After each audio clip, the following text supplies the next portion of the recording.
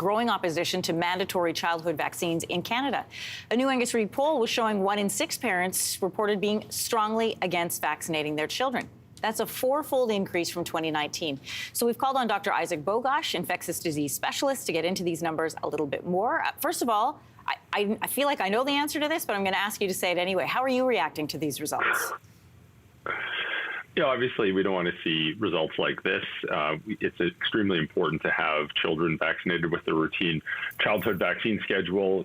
Many people are following the news closely about, for example, a global resurgence in measles. And, we have pretty high rates of vaccination in Canada, but this is something that we have to have constant vigilance and really pay close attention to these results, because we have to have public trust in public health, and it takes a lot of effort to keep our rates of vaccine-preventable illnesses low in Canada, and we have to maintain those efforts.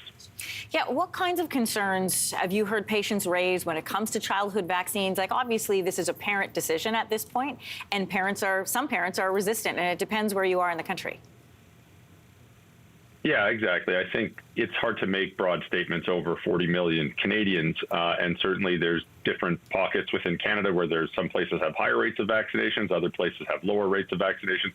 And, I don't think there's a one-size-fits-all answer here. Some people, well, I think everybody has the safety of their family and their children at front of mind. I think that's pretty clear. And I think the real goal here is to enable people to make smart decisions for themselves with good science and good data and, just good quality information. Unfortunately, we do see the proliferation of misinformation and disinformation online, and this does have negative real-world consequences. People read this, people believe this, and people make poor decisions for themselves or for their family members, and that has real-world consequences, right? We see vaccine-preventable illnesses, and we don't need to have these. Yeah, let's talk more about that. Both polio and measles, which you already mentioned, are making a comeback globally. So if this trend around vaccines and resistance continues, what can we expect to see? Yeah, no one would be surprised if we have gaps in vaccinations for routine childhood immunizations if we start to see outbreaks of this. And, are we going to see that today? No, sometimes it takes a bit of time. The key thing to watch is measles, because measles is usually the canary in the coal mine. There's very little wiggle room.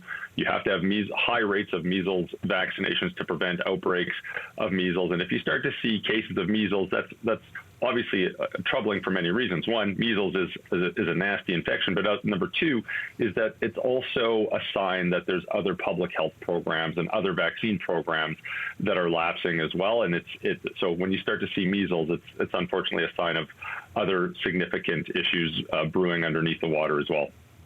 Dr. Bogosh, thanks for joining us this morning. My pleasure. Hey, thanks for watching. If you liked this, be sure to subscribe here, or you can check out more Your Morning videos right here.